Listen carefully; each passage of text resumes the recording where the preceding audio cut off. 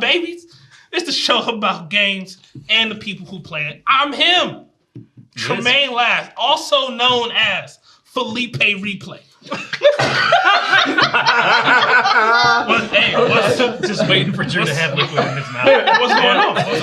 I don't see the. I just don't see the problem. I don't know. Okay, why are you Phillipe Replay?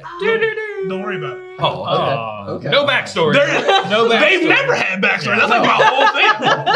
We had one. Yeah. That's because of SNL 50. Because, yeah. That was That's fair. That's fair. That was kind of cool. Phillipe Replay. Well, last week you were Grady because you were grateful. I was Grady. Oh, that's great. Now we're breaking the thunder. Okay, just fuck y'all. So Phillipe. We'll edit this out, right? Okay, cool. Phillipe Replay. Yeah. Not too much going on with me. I'm changing up the form. I think you should I think you should go first. I think you should go first. Yeah, because you kind of mess up the flow. Yeah. Ain't no too much going on. Been playing Balatro. Started Jedi Survivor. I just hit Kobo. Okay. That was a long ass intro. So you've seen 1% of the okay.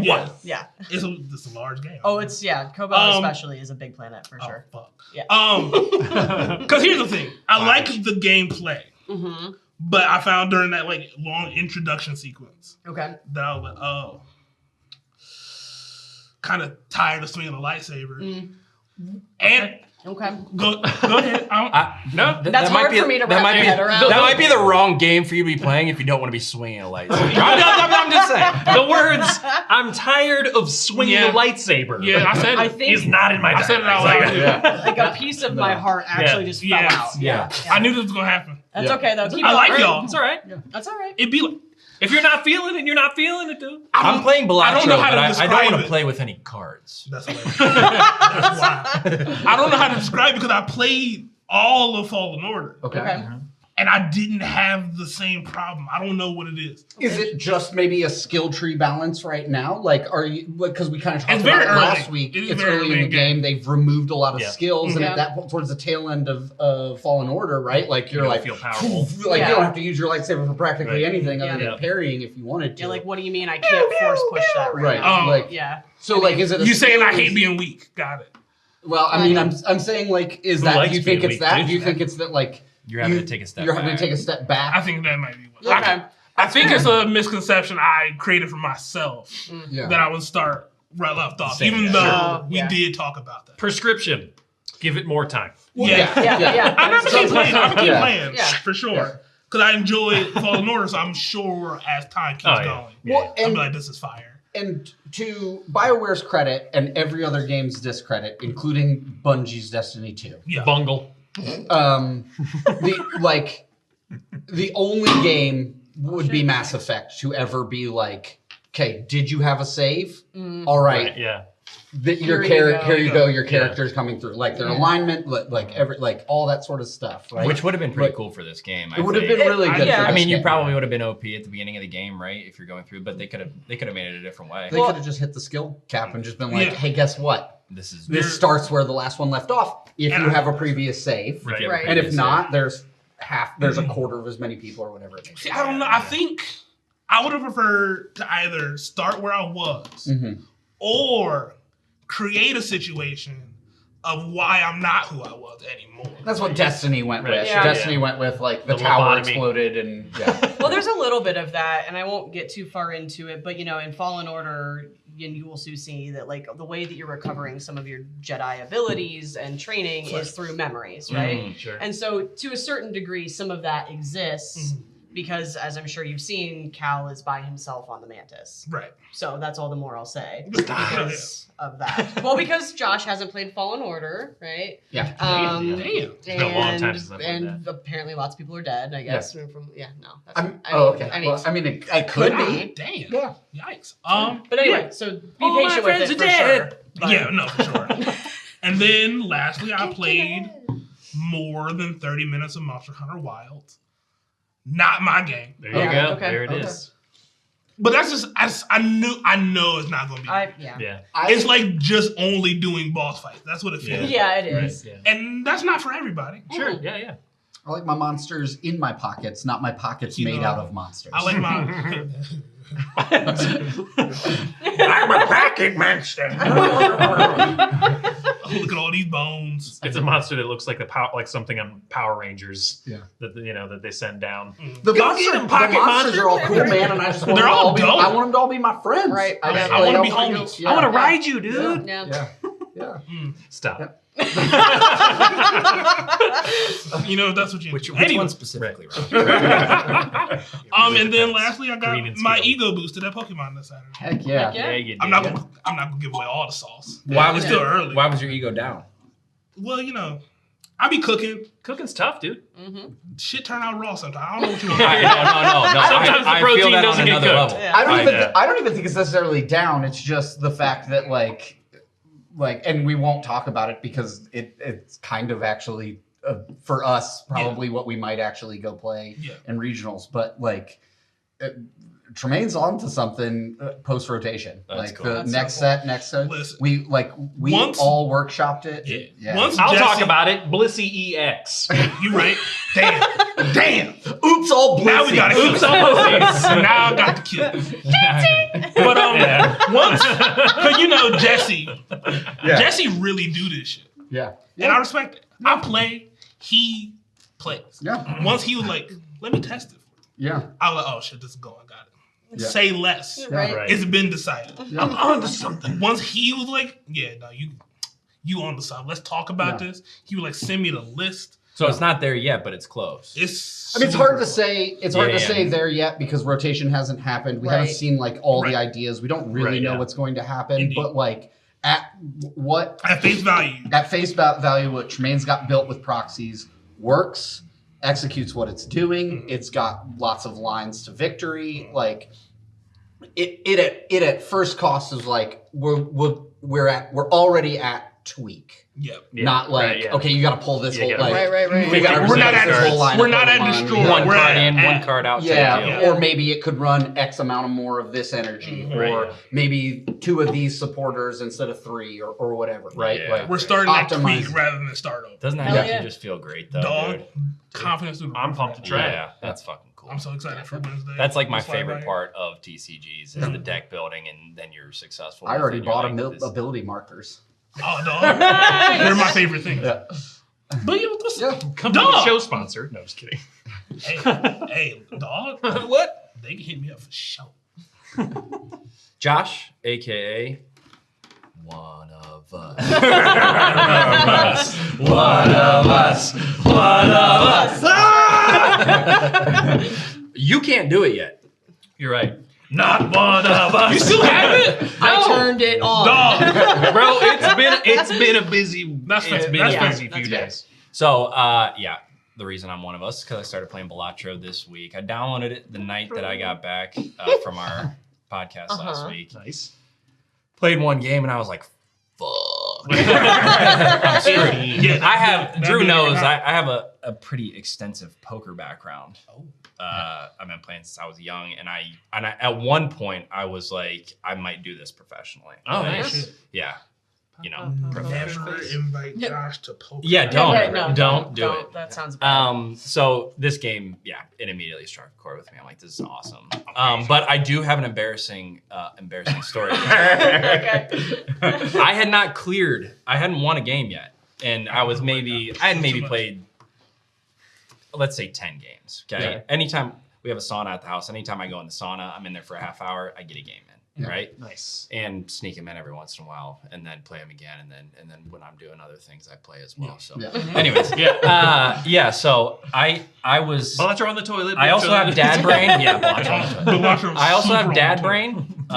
So because I have a 9-month-old, but yeah. So I didn't realize that the some of the cards, the more expensive rares and uncommons and things, were times multiply Yeah. Mm. Yeah. 1.5. I thought they were all plus Oh, 1.5. You're learning. Yeah. So I was like, why the fuck is this card $7 Yeah. when it's plus 1.5? I'm not buying that shit. Yeah. Buy. Plus right? 1.5 Oh, no. mult for every king you're holding. That card That's- sucks. That card's terrible. And so I played a game today and I was like, Oh. Yeah, so a plus symbol. Yeah. It's just like this, and then you just. I was like, wait a fucking second, and as soon as I realized it, I made it to any level. Yeah. Right. I was Yeah, like, okay. this is crazy. Yeah. So yeah, it's great. I'm having a good time. It's fun. I also played probably an hour's worth of Fallen Order. Nice. Which I can already tell it's gonna be like top 5 for me. I fucking love first player games, and it's great. Not bored of swinging a lightsaber. Not bored. No. I'm not good at saying that for We had our you are. we had our Lorcana How do you feel about pre-release. Batman? What? We had our Lorcana pre-release for Arcasia's Island on Friday, and that was fun. I took Oh, fourth. snap, I was here for that. Took fourth place. There was 18 of us there. Tremayne was just below me there. Yeah. It was fun. I think this new set's awesome. Yeah. There was a ton of people here, so that was awesome. I just love those things. Like my wife gets to come and I get to play with her, which is awesome. Like doing those events with her. So it's been a good week for sure. Yeah. Yep. Nice. Ron, aka Sans Balatro. I'm not gonna do it. Not to be confused with Balatro Sands. Balatro Sans, the font. Yes. Balatro Sans, bold, regular, 14 point. No, just played some more Prince of Persia this week. That's really all I played. Nice. I'm really trying to get through the game so I can move on to probably Fallen Order. Sweet. I want to take advantage of the Game Pass that I'm paying for. Yep. You know? Balatros on Game Pass. Right. It'll be an excellent thing to scroll past. I'm gonna play probably. No. It's fine. Yeah, That was good. That was really good. I'm getting there. There's been some meaty jump puzzles that I've been struggling with. Yeah. Like as I'm getting like towards probably like I'm probably past like 75% of the game. Like so now I'm getting to this one where I'm just like I'm going through all 4 of my health bars like trying to get through the jump puzzle, and then I finally get through it, and then I'm like facing a boss with 3 bars left, you know, and then it's game over, and you go back. It's like. Son of a bitch! Deep breath. Do it again. That is not unlike Fallen Order or Survivor. Right? Yeah, sure. No, but I mean, it's been so much fun, and I will say, like, I'll switch to like if it's like particularly hard, I'll switch it to docked mode and then play it with my Xbox controller because it's easier. Yeah. You know, on one bigger screen, and then you know whatever, so you got more going on. But I don't know, putting the paddles on the back though, like adjusting those because like. Especially like the right stick click.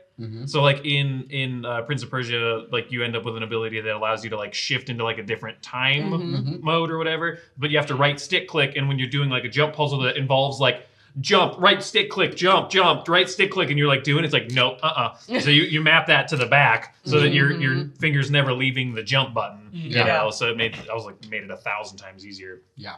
But again, like the whole dad thing, man, dude, I've just been like being able to just like hit a power button, play for 5 minutes, hit a power button, and walk away is like amazing. You know, I had like one puzzle that like kicking my ass. I'm like, you know what? I'm gonna come back in like a half hour and we'll try it again. Yeah. Turn it right back on, knock it out, cool, turn it off. Yeah. You know, like it's just been such a great. That's why I found the Switch to be huge for me. Yeah. It's been awesome. And you've been cloud streaming it on, or is it? It's a problem. Huh? Oh, okay. Yeah. Okay. You're not playing it on. It's on Game Pass. Yeah, it's not. That's not on Game Pass because I'm sure Okay. the Game Pass stuff you probably can't stand by. I would assume, but because Game Pass has standby. Okay. So. Well, I'll try. Yeah. I don't know. So Actually, I've never tried. Well, but, it has to be connected to the internet, so I don't know if it has a save point. Well, I'll test it this week. Yeah. We'll try that. I'll just pause it and stand by it, and then come back 10 minutes later and see if it picks right back up. It's all VM stuff, so Yeah. it's probably just it's a text file here that says Sure. this is where Ron was. Yeah. I'll try that with. I mean, I'll definitely be trying that with. Are you trying to resume from like cloud play or to resume play in general? Like, so I mean, like, because like the upside to the Steam Deck is that I can literally just like if my child starts screaming or throwing something, I can just immediately hit this and then walk away and then come back and turn it back on, and you're exactly where you were. There's no load. There's no nothing. It's literally the screen turned off, the screen turned on. Yeah. You know what I mean?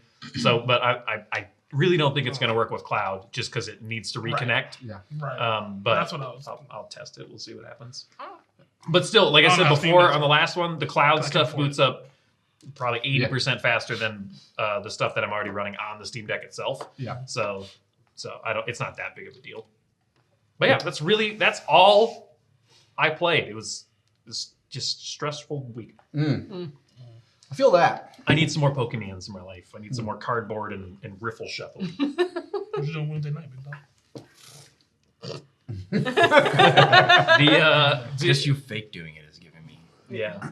Because Pokemon pre-release is this weekend, yeah? Yeah, it is. Okay. Yep. It's this Friday. Okay. This Friday. Actually, I got to get my ticket. Yep. Yeah. I'm Drew, a.k.a. Let's make it not problematic.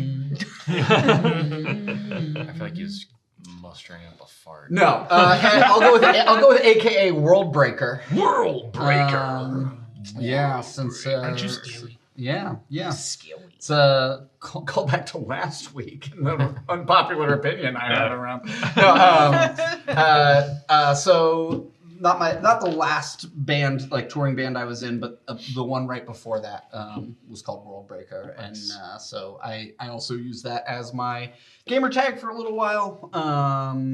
Because that is the nickname that the Hulk gets when he lands on Sakaar. Okay. Because there's a prophecy about the World Breaker, and it's like a really cool story about like sometimes in order to rebuild something new, you have to destroy everything that exists and like in its place.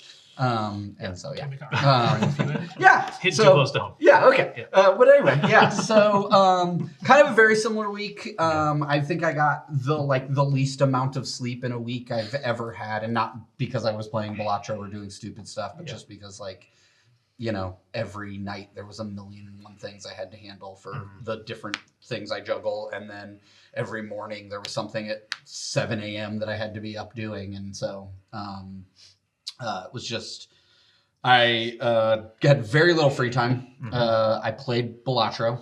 That is what I Balatro on the toilet. Balatro, like whenever just like when Balancero's on a bagel, you can have Balancer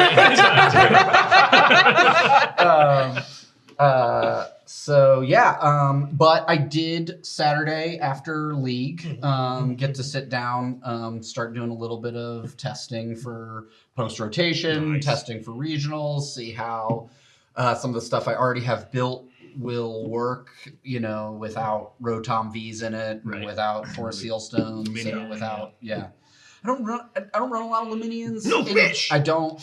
You're not a fan. But Hisuian Heavy Ball, I build a lot of decks with it's fine. I'll just run one of them because if it's prized, I'll go get it with Hisuian Heavy Ball, right? And we lose that too, so that really we get changes. Exchange ticket. Yeah. What's exchange ticket?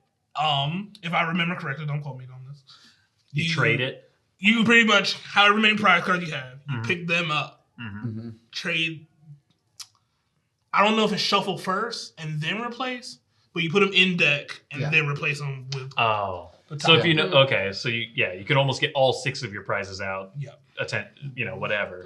But you're losing 6 more cards. That's very different. And you could put them right back in. Right. That's very well, and that's the other thing about it too is it's not Hisuian Heavy Ball is specifically geared towards I'm going to run a one-off and or many one-offs, and then I'll be able to go in and get it Hisuian Heavy Ball, and then if I pull Hisuian Heavy Ball again, I can go get the other one and all that sort of stuff. And then you're using useless cards in your prizes. Right. Right. Where exchange ticket has both the ability to you could trade down, right? You'd be like, oh, I've got my one off Charmander in there. Yeah.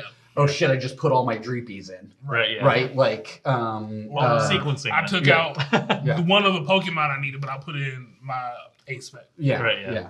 And so. But we'll see. We'll see. That's a fun thing to watch though, like at tournaments though. Yeah. Watching people, roll the dice on swippity swappity switch swatching their prize cards. Yeah. There's definitely use cases for it. But it's not the same sort of I'll run one of these because it'll help me go get all of the other ones. Right. It's more of a risk than Heavy Ball. Yeah, for sure. But we'll see we'll also see like long term what ZA gives us. Yeah, so not a ton of gaming. I did do a ton of watching.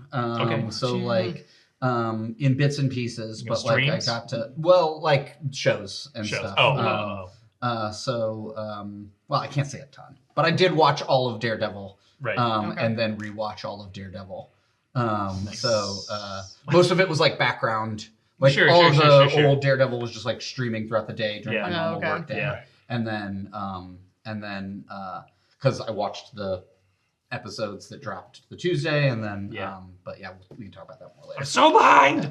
I am through the first season and 2 episodes in the second season. Okay, so I'm getting there. Do you have like a spoiler-free way to talk about it? Yeah, I think so. I think I also. I still have probably 2 weeks before I get there, so like. I'll probably forget whatever you say, so it's not that big. Well, I mean for this too. I'm not interested in anybody. It's very new. That's true. It is the new. Yeah, I haven't had a chance to watch yet, so. That's okay. Oh, great! I'm Rachel. That's me next. AK Next. Hi, Next. Hi, that's me. Do you tell I also haven't done a lot of the sleeping thing? Yeah, it's been good. We're killing it around here. Don't need it. AKA Scuba Stev. Oh, okay. Okay. It's like a crossover because you were Big Daddy, and then No, he's my favorite NPC in Survivor. Okay. Nice. He's, Scuba Stev. Scuba. Stev. Not Scuba Steve. Not Scuba Steve. Gotcha. This is not It's not a play on that at all. This is not. Dang! No. It's completely unique. Never seen before. Okay. Yeah. Okay. No, I'm totally. He's a scuba diver. Gotcha. Yeah. Oh, okay. He's a scuba diver for fish. You can have a fish tank. It's just like a And collection. his name is Scuba Stev. Scuba Skoova. Okay. Stev Stev. And make sure you do your homework and take a bath and be nice to the delivery guy. It's not his fault he doesn't know how to read. I don't even know if that's what he said. It was close. Very close. All right. It has now surpassed whatever is actually in my memory of what is in my memory. Sounds about right. It's taking place. All right, go on with your borderline copyright infringement. Okay, so it's not my borderline copyright infringement. It's true. I didn't do it. It's a very large franchise, borderline copyright. Yeah. So I've been playing Survivor. That's obvious. Where did I leave off today? I've got like 20-ish hours, maybe 30. I honestly don't even know anymore. In so far. It's been like 45 minutes for me. Just becoming one. Yeah. There's been some combat exchanges that have been dicey to say the least. Most recently, I have a picture that I meant to show you guys, but like my health bar, there is no health. Yes. It is just flashing. And I have nothing left to heal me, but I'm just like standing over a dead body. Like we call that a bee's dick. I was just like, Jesus fucking Christ. I was just standing like, That's really good. A bee's dick of health. Yeah. It was like the old arcade games when it just starts screaming at you and it's like, it's like, I know I'm dying. Stop screaming at me. Well, and what it always ends up happening is that like I'll maybe have them like the main person that I'm dealing with. It's like the beefy guy, right? Like I'll have them this much left, right? And I start panic healing. That I don't, and so then I have nothing left to heal with, but they're still they're doing damage to me. Yeah. And then I'm like, I'll be sitting there, literally saying, I'm never gonna fucking do it. It's not gonna happen. There's no way. And then Bee's dick. They're dead. Like when I have bee's dick, is when I'm like, I can do this. You got bee's dick. Got the bee's dick energy. Yeah. That's what I can do.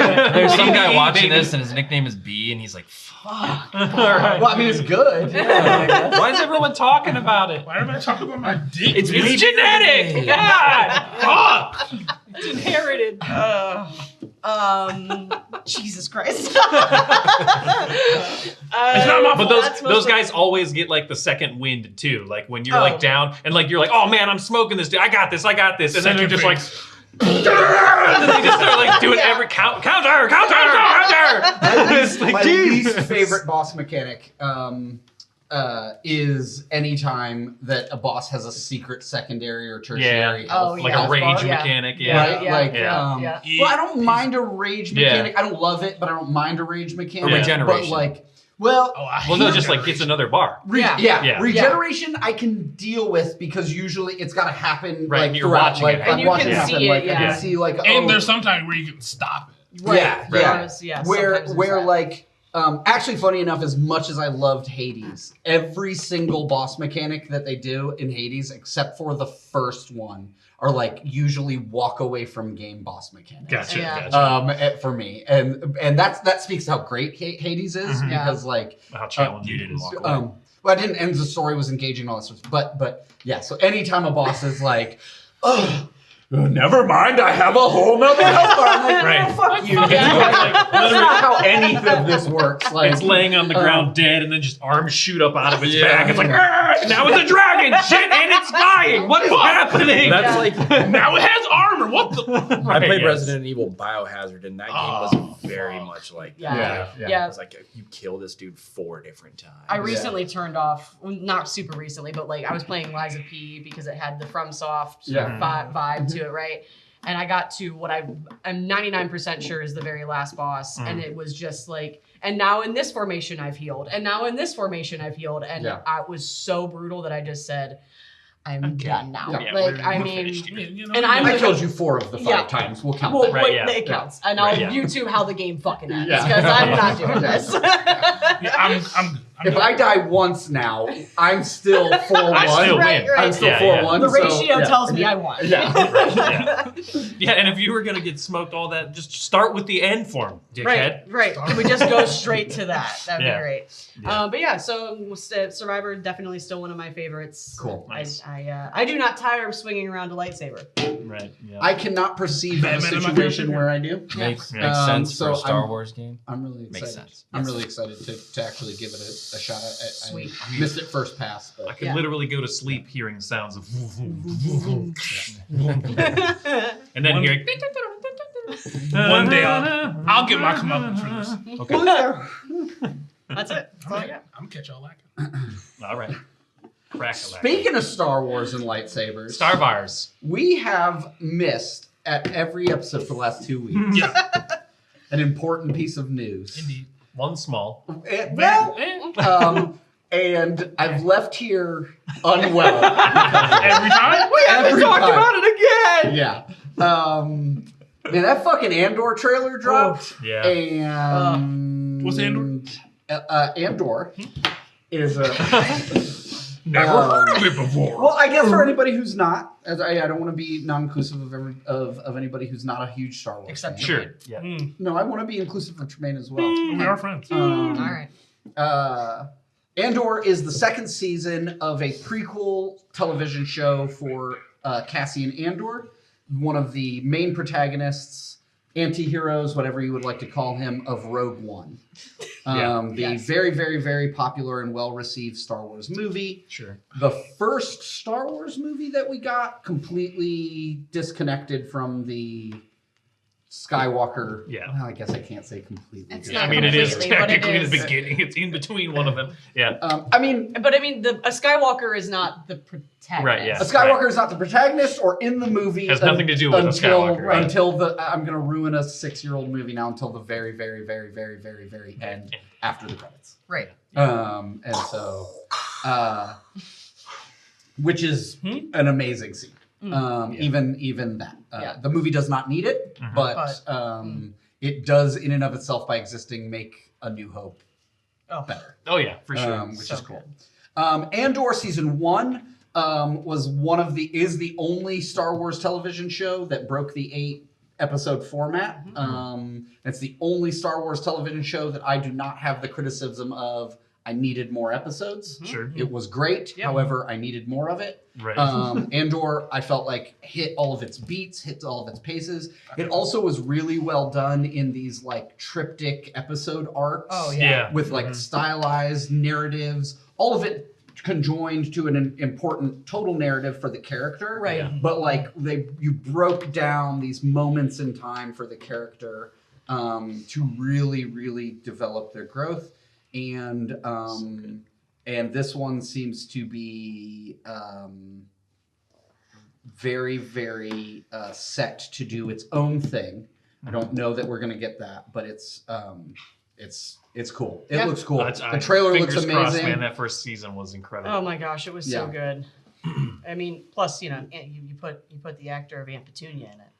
You know, she's a really great actor. Yeah. I think she's fantastic. Which actor? In the Harry Potter movies, the person. Oh who plays yeah. The person who plays Aunt Petunia is in Andor. She's great. She's a bitch in the Harry Potter movies. Man. Tell you what. Yeah, but she's a badass in. We got our emo droid from Andor. Which? Why am I not seeing it? What? What did it look like? What was it? His name is B-Emo. B3MO. Oh, gotcha. was his, and he went. Oh, gotcha. I didn't know if it had like the hair. No. He's like an astromech variant, and he had treads instead of. Oh, okay. I remember. I can see it now. And so. It does look like we're getting K2 from the behind the scenes stuff that dropped. It does look like we're getting K2SO. Okay. Alan Tudyk is a godsend. Yes, Alan Tudyk. Everything that he's ever been in is phenomenal, and so Andor. Really exciting. We got a couple weeks. Yeah. I watched episode 1 of Andor. Yeah. Okay. How many are in that season? Did you watch Rogue One? No. Okay. You should watch Rogue One before you watch episode 1 of Andor. Yeah, you should. I'm doing so much homework. Yeah. Okay. Well, I'm just saying. You don't have to. You don't have to. You don't have to, but I do think that it is a prequel that assumes you have watched the thing that. And Donnie Yen's in it, dude. Come on. Yeah. I love Donnie Yen. Yeah, there you go. Rogue One. It's great, and you'll love him in that. Yep. Because, I think pretty much like the first overt like queer representation we've had in a Star Wars movie as well, which is wild. Yeah, well, I mean, overt. Yeah, and to say like they're not ambiguous about it. Right? Yeah, it's not like like the queer community would look at that character and go, obviously. Yeah, but it's well, I will say they play it ambiguously until there is no room for ambiguity anymore. Right. Okay. And then you like and so and I'm so I'm sad thinking about it. So I think I'm really, really excited about that. I mean, I've really liked almost all the Star Wars shows that they've done so far. Yeah. They've all been worth the watch. But Andor has been the one that was great. And it's another 12. I think you asked, and I glossed over it. It's another 12 episodes. 12 episodes. Yeah. Okay. Or at least that's what they've said. Okay. In the little... They dropped the trailer 2 weeks ago, and then last week they dropped the Andor behind the scenes thing. Which I thought was interesting to drop a behind the scenes before the show is out. That is very But I watched it. Right. I want to see everything. Yeah. Yeah. And then when's that come out? A couple weeks, you said? Like next week, 2 weeks from now. Yeah. Too many things. Yeah, very close. Yeah. Too many. Yeah. Speaking of like Last of Us is going out too. Yeah. Anyways, go ahead. Yeah.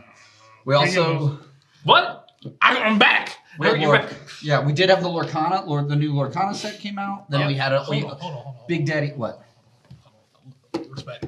We can't go TV show Lorcana without talking about another TV show. Dude. Just putting that out there. Okay. I got excited. Okay. You steer me astray. Okay. What do you want to talk about, Tremayne? Yeah. Daredevil, episode 1 and 2, baby. Yes. Damn, that shit was incredible. Yeah. I was gonna give them. I was gonna like go Lorcana. We also had Star Wars and then Andor. I was trying, but let's do Daredevil because I just thought thematically it made more sense. Oh yeah, it does. But yeah, that shit was That's why fucking you're the dope. host. You know, it was so dope. I love that. This is I would consider this still spoiler free. I think from the jump, we are still at that same level of violence. Okay. From the first 2 seasons. Still pretty dark. Still very dark. Worsely lit. Worsely lit? No, I wouldn't say worsely. Like worsely means like it looks bad. I guess that's fair. It's just dark? It's dark. It's Okay. dark. It's dark as hell. Yeah. Gotcha. Yeah. Starts at night in New York City. Okay. Yeah. And it's So So I haven't seen it. So Okay. is he on top of a building, and then they're panning slowly, and then there's sounds of New York as he sits there and thinks about. I want to have like a whole episode where we just talk spoilers included about this stuff. But we can kick everybody out. No. Everybody should watch it, and then we can maybe do something like that. We gotta give time. When for are the everyone else episodes to watch released? it. Tuesdays. Yeah. So next week you could talk 1 and 2. Yeah. I get that. That'll give me time to watch it. Yeah. I gotta watch the second 2 seasons first.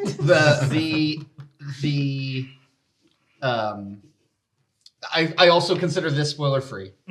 I would actually argue that this is bloodier than the Netflix ones. Okay. Yes, I would agree with that. So like they are not dropping what would be an R rating on this one in any way, shape, or form. They're not dropping the tone of the Netflix series at all. Okay. I apologize to this writer, and I'm not going to name your name, but there was a Screen Rant article written about this this season in which they said like they've missed the mark like entirely.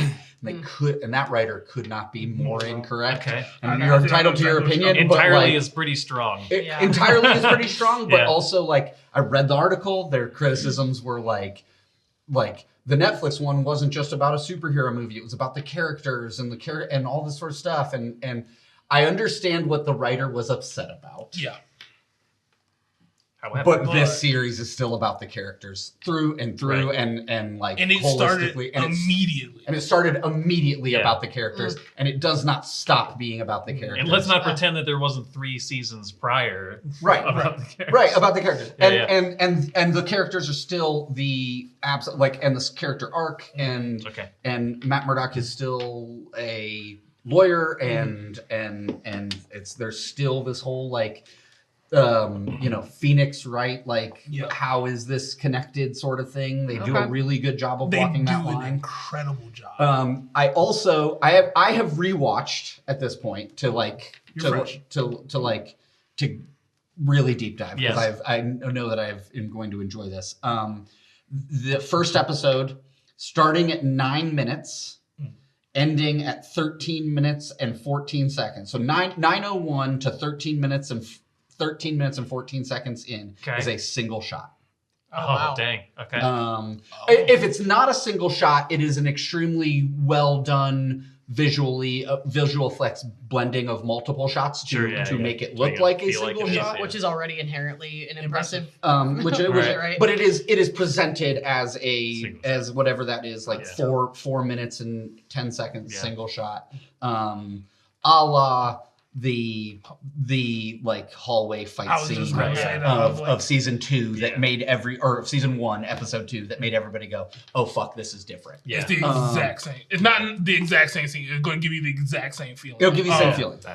We're here. That's right. It's not the same scene at all. It's almost like the opposite of that scene.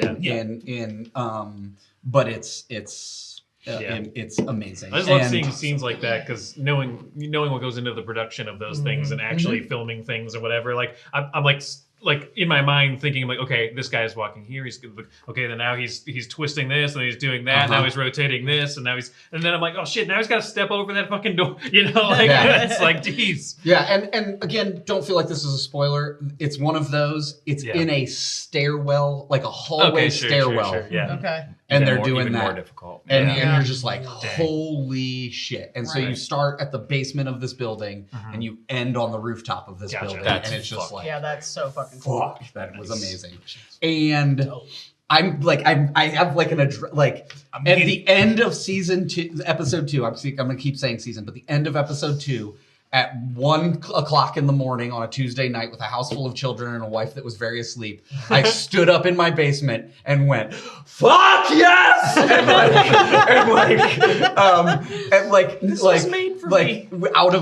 Just elatedly out of control of like what I had watched. So I didn't have that exact same feeling. Yeah, but next to my girlfriend at 5:00 in the morning when I was watching it for the first time because I was asleep.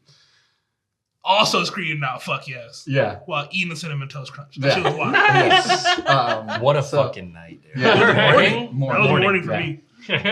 Yeah. So I mean, night for Drew, morning for you. yeah. So excited. Yeah, I was I'm going staying to up bed till around 9. that. It rhymes, yeah. Nice for Drew, morning for you. So Yeah. Daredevil 2 is out. I don't know if that constitutes as news, but we're putting it in the news section. It is, and it That shit is is incredible. so far Nice. right on par with what it needs to Gotta be. catch up. 1,000%. Yeah. 1,000%. And then I think the last bit of news is what? Star Wars? Oh, Will's Lorcana Star Wars. Oh, Lorcana and Star Wars. Yeah. I As guess Josh- y'all can have that. Yeah.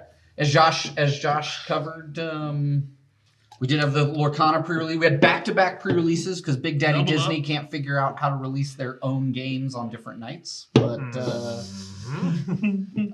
two games that I think are really fantastic and love supporting as a store. So we had to navigate having two pre-releases on the same night for two different games. Oh. Which I So think you did. We did. We did Yeah. very well. Yeah. I think we did. Shuffled in what, maybe 40 players total, somewhere around Yeah, there. somewhere Somewhere around around 40 there, it players seemed through to 40 players, and then like the ancillary people that were hanging out for them, you know. So Yeah. I think both sets carried some excitement with them that previous sets hadn't yet. I think so too. Yeah. I mean, you have Yeah. that. You have with Star Wars, you had the new set, but you also had the Carbonite Yeah. Yeah. packs. Yeah. And then with Lorcana, I think. Or the dual. I mean, the dual ink thing is something. Yeah, that people and I are think really that we talked excited about it. It's probably been since they released locations. This has been probably the best set yet. Yeah. Yeah. Not just because they're releasing new things, but because obviously the further we get into the game, the more color combinations people are going to be able to use. But this one was like, you can play anything pretty Right. much, and you can do well with it. I think that. Do you want me to cover this stuff now, or should I wait to talk about it? No, Yeah. Go for it. They hosted a 10 case tournament. Yeah. I think it was in Vegas, maybe. Okay. So obviously, big name players go to these things, and the top 4 was like 4 different color combinations, Yeah. which I thought was really cool because in previous sets it's been like red, purple, red, blue, Yeah. you know, amber, steel, or whatever. But this one was different. There was a green, yellow deck, but it wasn't like it was an aggro green, yellow deck, which is So it was with the new cards in rotation. with the new cards in Oh, rotation. okay. Yeah. Okay, And cool. the top deck was blue steel, Yeah. which Yeah. sapphire steel, which like has been a tier 2 deck Yeah. for 6 sets. Yeah. And now all of a sudden it was The first, Zoolander, it was huh? 5th, it was 6th, Yeah. it was 9th, and so they were all over the place, which I think is cool because it's that deck has an aggressive amount of win conditions that just like they're all over the place. Yeah. Yeah. Yeah. I mean, that was the one thing like leading up to this that I was hearing a lot of people like kind of dog about it, where it was like, oh, that card's green, silver. Nobody's ever going to play it because nobody plays green, green, Yeah. silver. Right. And it's like, maybe, but we don't know. Like, we don't Right, yeah. know what just like, I mean, sometimes an attacker comes out or a mechanic comes out that goes like, shit, this is enough to carry in Right, a way yeah. that This like, entire deck. that if I can make this happen, this is Synergies good, and right? all that. Like, Yeah. I mean, green, blue is still ass cheeks, but everything else kind of Look at you, green blue. yeah. Sure. I mean, I mean, but you just never know. Like, you never know. Because the other thing is you never know the cards that like everybody's overlooked up to this point. Yeah, for that sure. Now with another card, like, oh, this card was bad, but it actually lets me shift this character onto it now that it didn't exist before, and now it actually is really good. Yeah. You see it in Pokemon all the time, like the weird common cards that like everybody was like, oh god, I got another one of these, that all of a sudden become $4 because like, oh shit, people figured out how they how to use intended it It's like to be Thorin used. came out of nowhere. Yeah. And became a must play. And now it's gone. So close to rotation. And now it's gone. Yeah, it happens a lot of times. Yeah. That's cool. Yeah, and then the Star Wars like is very similar. Obviously, they released a new retail product, collector sets, which I've got different opposing feelings on, or collector boxes. They call them Carbonite boxes. They release serialized cards, which I like. I do like serialized cards. There's always going to be a collecting around a TCG, right? And something like a serialized card is a concrete way to say like if this game sticks around, this is gonna have value, right? Like something stamped of like 1 of 250 ever made is gonna be something valuable, right? And so I like that. I will say, if anybody is listening that has swing or sway in this, I think that the Carbonite box is the best value that any of these games that have created collector boxes has put into it. Yeah. Just put a very, very, very, very, very small chance for those serialized cards and the prestige cards to be in a normal box. That's the only thing that is exploitative around the way that the Carbonite is being ran right now. The Carbonite guarantees a prestige card in every pack, which I think is great. I think that is fantastic. And then has a chance for a serialized card. And those are only in the Carbonite packs. And then it increases your chance of everything else, just in the classic like collector's box standards, like everything's slotted up. So better chance for showcases. And you can get showcases in normal boxes. And we saw that happen in the prizing. And so the showcases are still in the normal boxes. And I think if you made the prestige cards as common as a showcase and a stamped prestige card even less common than both prestige cards and showcase cards in the normal boxes, it'd remove any argument that they're exploitative in any way, because then truly all they would be is saying like, this is the no bulk pack, right. And what I think that it's designed to do, and what I hope it does for the game, is drive the value of regular non-foil, non-full out, not hyperspace cards down to cents and dollars, right? In the same way we see with Pokemon, right? Like legendary cards that are not foilized or not hyperspace are $3, right? And commons are 10 cents because it makes it easier to get in and play the game.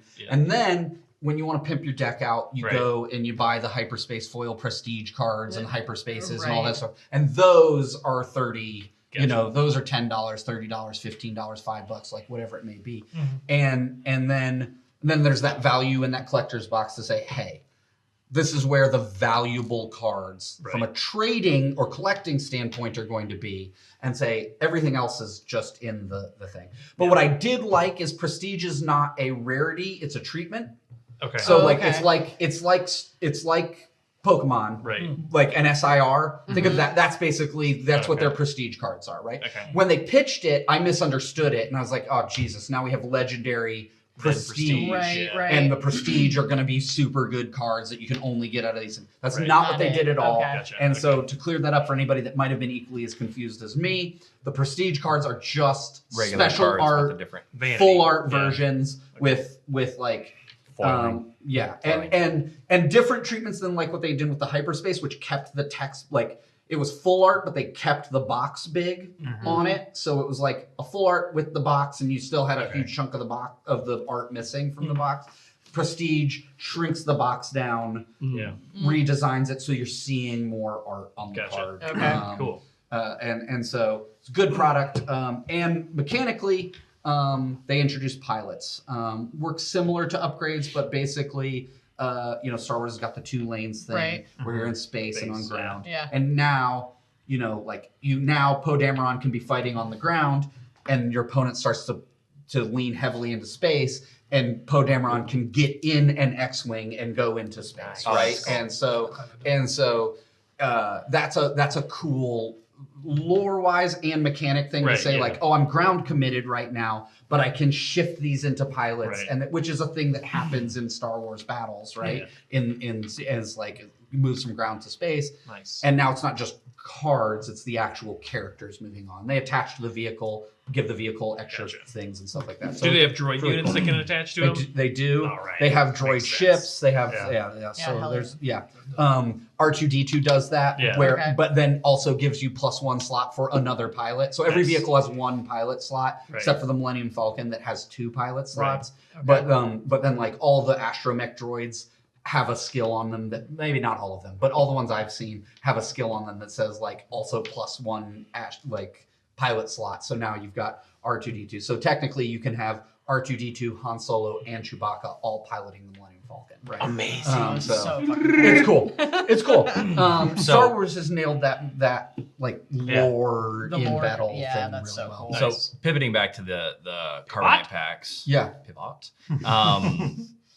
Obviously, it's a much smaller scale, Star Wars Unlimited to Pokemon. But have you found that people are kind of investors are kind of coming out of the woodwork for stuff like that, like they were with Prismatic? No, not yet. I mean, it's a little too early to say. I mean, the set's technically not even out yet, right? Like we're a premium store, which means we can sell it before it's out. It doesn't come out until next week. Yeah. So we've been selling it. I will say that the majority of my players / customers that like collect and play, right? Shifted from buying a lot of boxes of the to just buying the collector one or stuff. two. Not even one or two. Like we're just like, I'm just gonna put all of my money into buying the carbonite stuff for this set. Yeah. Right? And buy singles. And buy singles of the maybe flip the dupes that I get of a playset of prestige versions of cards and use that to buy my singles, which will be, I think it's totally fine. Yeah. I'll be honest with you, like we had to talk about this and like the correlation to Pokemon, and I was like, I'd love for Pokemon to actually do a product like this. Yeah. And people were like, whoa, and I was like, well, let's be honest, like that's kind of the at least the lore wise what they sneak about the bundles, right? Like the bundles are 6-packs. They are retail the same price as 6-packs, but the rumor has always been that the bundles have better drops. Anecdotally, yeah, we got what, 8 Prismatic Evolutions bundles as a shop. How many people posted going home with their and we're like, oh shit, God Pack, and I'm like, and before that we saw what, 2 SIR EVs out of everything that had been opened through the store, and now all of a sudden there's God Packs, SIRs, like all this sort of stuff galore. Again, I'm not feeding into that rumor. I don't intend to do that. But sometimes it feels like that. Sometimes it feels like that. It's felt like that for a lot of sets. I like being more transparent and just being like, you know what? It is like that. Yeah. This product costs more, and this is going to be 10 cards, and they're all going to be SIRs. Right. Yeah. Right? That's fair. There'll be common SIRs of it, but they'll all be SIRs, right? Yeah. And guess what? It's 10 packs. And yes, it is $100, right? Right. It is $10 a pack, and whatever. But it's you won't have any of your you won't have any like cheap playable commons, right? And you won't get even close to a play set of anything you need, right? But you will get, you will get 100 cards, and all 100 of them will be SIRs, and this is a affordable gamble way to build out and bling out a deck. As a collector of Pokemon more than a player, that would be all I would buy. Yeah. I mean, that would be all over. And those are excellent tradables too. They're excellent tradables. And and the other thing it does is it gives the collectors something to fuck off into. Right? And I shouldn't say that. The scalper, I like because the collectors will still buy because the collectors want master sets of everything, right? But like a scalper will just be like, oh, I just want that product, and be like, okay, well, it's all gone. Sorry, let my players have. But then with that, flood the market with SIRs, and then inherently drive the prices of all the cards down, so then they wouldn't actually want to get them as much as they are. If you kept that's fine too, right? Yeah. But if I don't care, but but I think if you keep the rarity in the grand scheme of cards, approximately. So maybe a booster box doesn't have as many SIRs in it, right? Maybe instead of getting 14, SIRs out of a normal booster box, you're going to get 1. Right. I mean, people not buying Lorcana because the only pull is an enchanted every 4 boxes? Yeah. Right. Like, it just other games don't work that way, and it's okay to have that product be there and be affordable and just about playing stuff. Yeah. Yep. Right. Like it's nobody's hurt if all the common and uncommon and hollow rare cards are 10 cents to $1. Yeah, and what's the difference if you're pulling an SIR or Orthworm EX? You know what I mean? Yeah, right. Your third one from the thing is like, I don't need any more of these. I know, Yeah. I do want to bring up Vancouver real quick. Yeah. Just because. Oh yeah. Like we were saying, as we do with all of these episodes, they've gone all out now. Like the top 8 has just been a complete spread. Like it's like not. And Golden Go almost took down the tournament. It was close. Man. Came in second. It was close. What was it? Goldengo Dragapult? Was it? No, it was just Goldengo. It was regular Goldengo. Yeah, it was regular Goldengo. It had the Monkey Dories and stuff like that in it. No Togekiss, nothing like that. Yeah. The Greninja, like that package. Yeah. Okay. So just base Goldengo, but with the Energy Surge Pro. Yeah. And then he was taking on Andrew Hendrick, which was playing like the base Dragapult Dust Noir. Yeah. Build. Okay. So, are you gonna boo me? Why is it always you? Why are you ever taking it personal? What are you booing? Are you booing Goldengo? You know when the hand goes like this, you're about to get booed. Don't you boo my Goldie boy! Yeah. Don't boo around Goldie. I didn't. Don't boo. Don't boo. Don't boo. Please don't boo. Please don't boo. I think you should boo. Look at And now I'm gonna reveal his deck. No!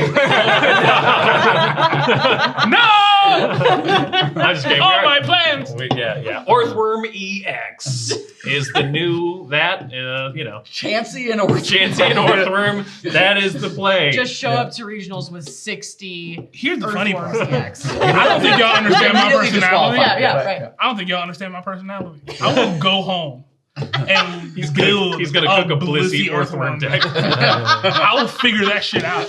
Hey, by technically, the way, Orthworm does need a lot of energies, and you can happy switch off that. I mean, you could. Y'all don't know my personality. It's already going. Flash Trumpet. That hat is polychrome, dog. I didn't want to be the one to tell you, but the reason all the booing is why they call you B behind your back. Oh shit! For B Dick. For B Dick. Bees dick. Yeah. That was an interesting tournament. So I watched the last. What were the top 8? I honestly can't even tell you. Saw Goldengo, and that was all. That was really but there was. I know there was a Pidgeot control in there. Yeah. I think there was a Roaring Moon in there. So Dragapult. I think I only saw one Drago. Oh, there's a Regidrago in there. So it was a good mix. For sure. I didn't watch any of the top 8 really. And even like day one, like on Stream Match, saw all sorts of weird makeups and configurations and stuff in meta, but like, people have been mushing together 2 different decks and just being like I said, like there was quite a few people reportedly playing Goldengo Pult. Yeah, Goldengo. Right? Yeah. And Dragadango? Yeah, Dragadango. Dragadango! Yeah. You gotta say it with the whole accent. Dragadango. Dingo ate your baby. Yeah. No, that's real. That really happened. Stream Match is where I'll be in Milwaukee. I have never had such an excitement to like cook in my entire life. Nice. I'm excited. This shit is crazy. I'm excited. I'm excited to see where it goes. I'm prepared to play it. I'm prepared to follow your lead. If we go as a whole team with one deck, just one. That's what a lot of teams do. If it's my deck, I won't like it. You won't like it? Man, dog. Yeah. If it's too much pressure, it'll feel like pressure. Yeah. It'll be like, if everybody does terrible. Like, or if everyone does better than you do with your own deck. Oh, I'll snap. Yeah.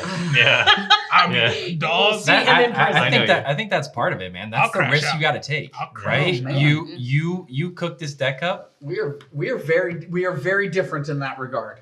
I would take nothing but pride in everybody absolutely doing fantastic with something. But it's not if everybody does fantastic. Even if they do poorly, it's the belief. Yeah. Dude, they believe in your deck building enough that they're all going to take you to a regional event. Oh, dog, I'm not the quarterback, though. Don't believe in me. I don't know, you're the host of the fucking show, so you are the quarterback. Don't believe in me. Okay, all right. But when it comes to Pokemon cards, he's the water boy. Yeah. Exactly. Don't believe in me. No. I just be here. All right. You But just say that because we do if it goes flip it- south and you don't want to. I don't want Yeah. everybody in the car looking at me like, damn, I could have played. I could have played Iono's Belly Boy and been fine. Hold on. Do you think that that's what would happen? You think that, like, with months of prepping and play testing, we'd be like, oh, well, I guess we got to take Tremayne's desk because we... Nobody would do that. We'd only... Everybody be going because we were confident that it was the right choice to make. Mm-hmm. That's what would happen. And if we all missed it, we all missed it, right? And then they would hate you. No. Oh, no. No, I mean, I get where you're coming from. I see though. it. Like, Yeah. I see it. But, That would be. but nobody would do that. That would be if they did super it, anxiety-inducing I'd leave for them me. on the side of the road. I don't think anybody that's currently going would do that. Okay. All right.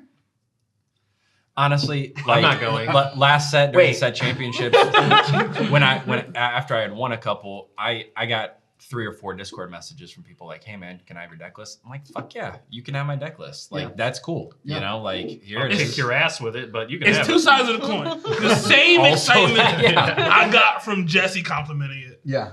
I would get the almost exact opposite if everybody used it and did better. I would be like, oh, fuck, dude. What if they did well? If everyone... Move the metric. What- They would have to do worse than they normally do at a regional. There you go. Yeah. You see what I'm saying? You know? Here's the metric I'll... Yeah. Okay. The metric I would create. Okay. Okay. Spreadsheet. If we all took the same deck, Uh-huh. one of us has to day 2. One has to day 2. That's That's an enormous amount of pressure Yeah. for Yeah. yourself. Yeah. On Especially a group with of no people, one that's day 2'd. on a group of people No, I'm that into have, it. that, Yeah, that no, have I'm into it, come sure. close but not day 2. No, I'm into it. With like pre-built lists from Right, yeah. you know. Let me ask you. I'm Let me ask you better guys than this. limitless. I am limitless. How many times Alright, do I you like that guys? confidence. How many times do you guys sit down in a room for a few hours at a time and just play, test different This will be the methods? first. This will be the first regionals that everybody has done that on a scheduled basis. Yeah. I mean, Oh, yeah. 3, 4 times. I mean, because the teams that do well at these things are Oh, yeah. inherently the ones that put Practice. All Yeah. the practice. count. Yeah, it's just And like that a sport, is right? the Yeah. full intention for this trip. I like that. for That's me, good. yes. That's Yeah. good because you'll find out in this You will. in these testing sessions if your deck is good or not. That's what. That's Yeah. why. Good That's why I enough or say, not. like, you know, joking aside, right? And but like that deck list looked good. It worked well. But we might find out in a week. It's got a once we've massive seen- weekness. Yeah, it may have something broken shit. in it, Like, right? No, yeah. Terra Box is his Yeah. weakness. Huh? Terra Box. And we might have to. And we might have Blissey to. goes That's down it? to Terra Box, dog. and we. I mean, anybody can lose the Terra Box. But That's the, just good. but Future the, box is but its the weakness. thing we'll have to determine through playtesting is that because it's inherent and it can't be fixed, or is it because there's a card makeup that we Missing can put Right. together Yeah. that changes that, right? Yeah. Yeah. And we'll figure that out, right? Like, and that's gonna happen through playtesting, For sure. and that's why I'm really excited for what we got going on and what we're gonna do with it. And we may all decide halfway there, going like, okay, we've cooked as much as we can. Yeah. This thing is great. But But it's not what we're gonna pilot at this Right. regional because it's not quite there yet because we can't deal with this Terra Box weakness. Right. And Or if there's something and- else that's ripping it up through the meta that's like a direct counter to something like that. Yeah. right. You know. Rachel knows last, bringing it back to my game, but Rachel knows last set I had this ward deck built up where basically no one could ever attack me, right? It's fucking disgusting. It was foul, right? It I was cooked just- it up. it I'm was- like, no one is gonna be able to touch my shit, It and was I was so- cooking people. Yeah, But it was then irritating. 9 out of 10 times it lost to red blue, Yep. Yeah. and so I'm like, okay, it's not good enough. Back to red purple. Yeah. Yeah. Yeah. You know, Yeah, like- it was great, but there were weaknesses to it, right? Yeah. And like, and the I think the phase that you were in with the deck too, right, is that like, to your guys' point, it was not like, okay, I can swap here. no, Yeah. It was like, tried okay, this has everything. an inherent weakness. Right, yes, And while it's a great deck in so many matchups, it's not even enough temper Right. for me to Yeah. go, I want to compete with it. Yeah. I'm excited for you guys. Yeah, I I'm think super I excited think for that you this will guys. make you all much better players because I know that you guys are good players Yeah. and you're smart. I mean, you're making decks that are well built, and I think you guys are good players. But I think that this will make you great players. Yeah, I'm I'm excited. I think everybody's got the intent of going and trying to do better Yeah. than they have done before. Of course, right? no one's going Um, to do poorly. I yeah. do.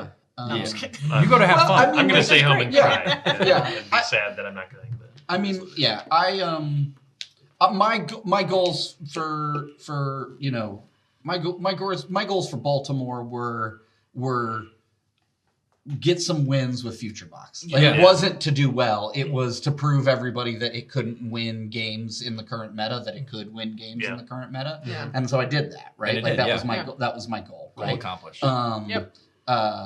But this one is to go with something that why not fucking win? Yeah. Right? Exactly. Why not you guys? Why not win? And because you're right, because nobody's day 2'd here, but there are some very, as new as a lot of our players are, a lot of them are very good. And nobody's day 2'd because, like, in the best way possible, you guys haven't been organized in your stuff. Like, people will go, everyone's bringing a different deck. Yep. It's their fun thing to play. Yep. You guys are playing against each other wanting to win, right? Yeah. Like, you're my playing partner. I'm playing against you because I want to win. You're not playing as a teammate. You're playing as an opposite, right? Yeah. Teammates, it's like, you beat me. Tell me why you beat me. Yeah. What do I need to do to beat you, right? Yeah. So I think that, again, I think you guys will have a better chance with this. I think it'll be a better chance. We just all have to bully Brock into not deciding the morning of the regional what he's going to play. We also have to bully him into not spreading out on other people's beds. Well, I'm still holding that deep. Yeah, I don't think that's going to happen. I think I scared him. I have that boy is going to consume space, and to his credit, also cleaned up extremely quickly. Yes, man. I was like, I've got a system. This is gonna take 2 days. Like, you're gonna be finding Brock's stuff in your room for the rest of this trip. Like 15 minutes later, it was like, I'm cleaned up. It was like there were 10,000 things everywhere 5 minutes ago. Moving shit around with a Harry Potter wand. You never seen your boy yell before, and I didn't really yell at Brock, but I said some stern words, and then the bed was clean. That's all I'm saying. It's interesting how that works. It's weird. Yeah. For context, Have some kids. Yeah. Tremayne and Brock were not staying in the same room. So it was me. It was me and Denver next door, Drew and Brock. Right? We were like, oh, let's get everybody in here. Let's play test. Denver bed was this one. My bed was right here. Brock sat down on Denver's bed, and then next thing we knew, his bed was completely covered in things. And I looked at Brock. I was like, get. An important context, Brock's bed in Brock's room was also completely covered. Oh, I thought you were going to say it was spotless. No. That's the level of spread. This is how the man operates. The level of spread was. I was like, first of all, he's young. Not your fucking bed. Let him live. He's young. No, man. No, clean your shit up. No, it was impressive in both regards. It was impressive at the ability to consume space. Right, Jesus, dude. Like, and then also, dang, dude. Yeah. And then to clean it all up, man. Like, yeah. I am amazed because I also, in my mind, remember him coming with like nothing but a drawstring. Right, yeah. And a laptop. He did not. Yeah, it don't feel like he had Hermione Granger. Yeah, He's just pulling shit out. Yeah. So it's like the Buddy the Elf thing. Like, you look away and you hear, you look back and it's like, oh shit. No, man. I'm excited for that. I'm really excited for that. You know, Brock is one of our. Well, he is our youngest player that's going, and he always does very good at regionals. He doesn't day 2, but he always does very good at regionals. This is the one. And he never knows what he's playing until the morning before. I think that Brock is a great TCG player. Yeah, sure. I mean, he's great, and I think that if he buys into this, you have to when you do stuff like this, like play on a team, you know, especially with TCGs, you have to let go of ego. Yeah, you have to be able to lose over and over and over and over and over again until you start winning. Yeah. Right? And I think that if Brock can buy into the system, I think that Brock can day 2. Yeah. I along with the rest of you, honestly. Right. Buy into the system. $39.95. Buy yours today. I got a coaching program. Link in the bio. I don't know about all that. Okay. Well, no, that's just what they do. They self-coaching, right? I think we're at a perfect place. Rachel, my dog. My dog? Shoot us into Oh, What you want to talk about? Well, it's, what are you going to talk about? I said, what do I want to talk about?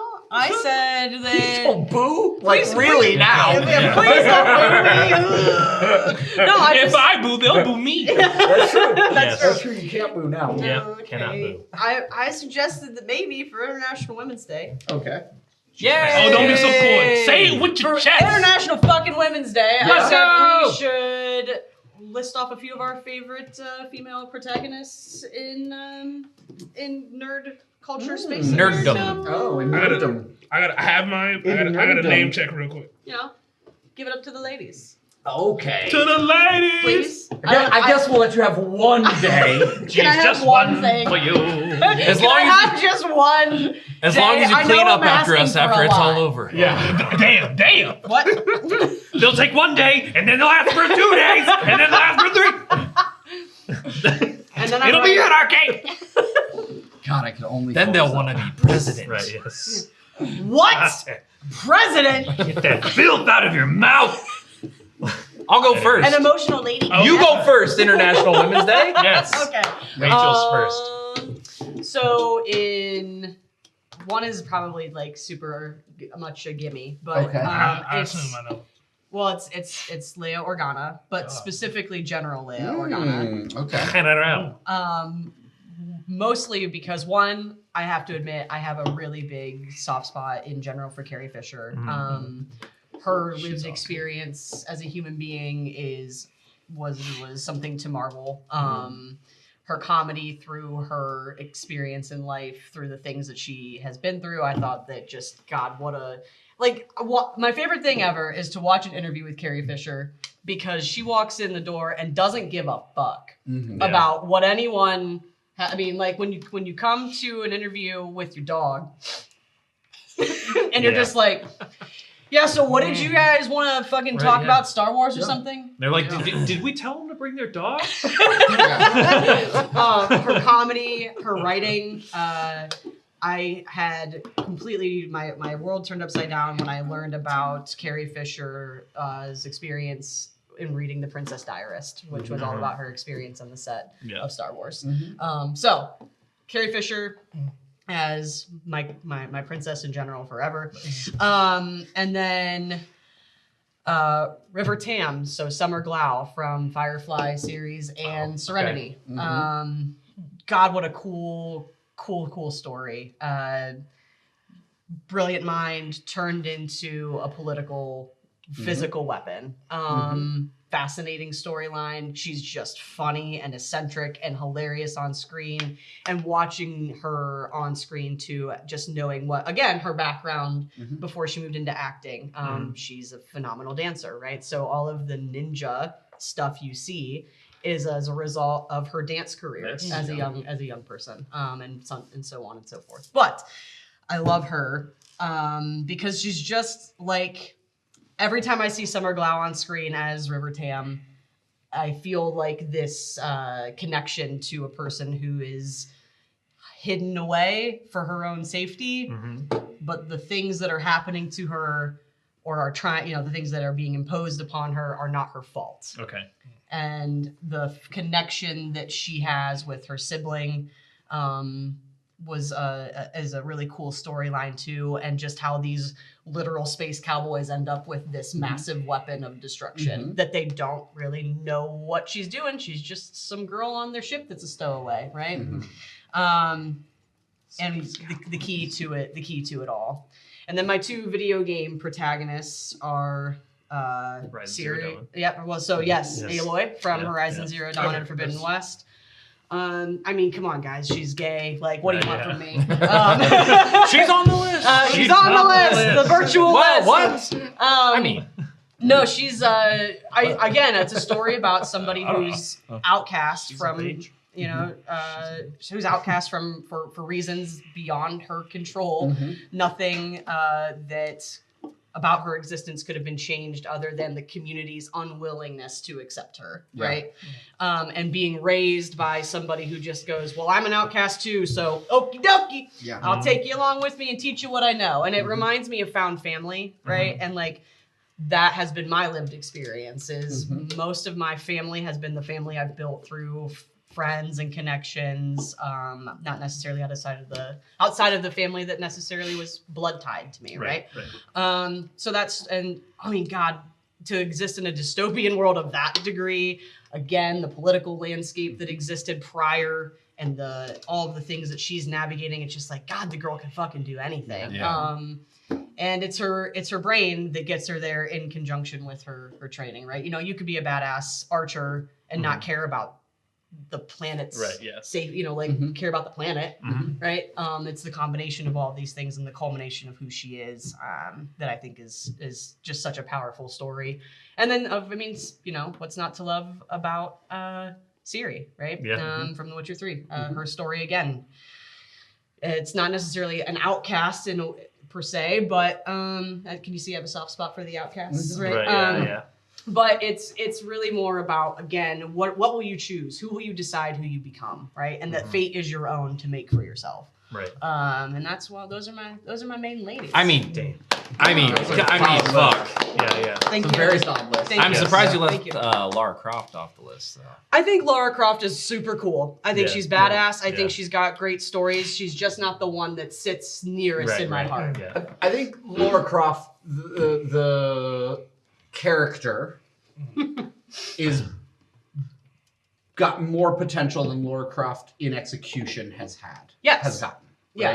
Right? Like I said, like the first game, and like you said, right? Like the game's narratives have effectively been like, what if Indiana Jones was a lead? Right? And not necessarily like, which is okay too. Like it's I do think that it's okay to like not over centralize the fact that like a female protagonist's whole existence is like tied to being female. Right? Like so if there is something to just saying like, what if Indiana Jones was a lady? Right? Like, and just let her do it.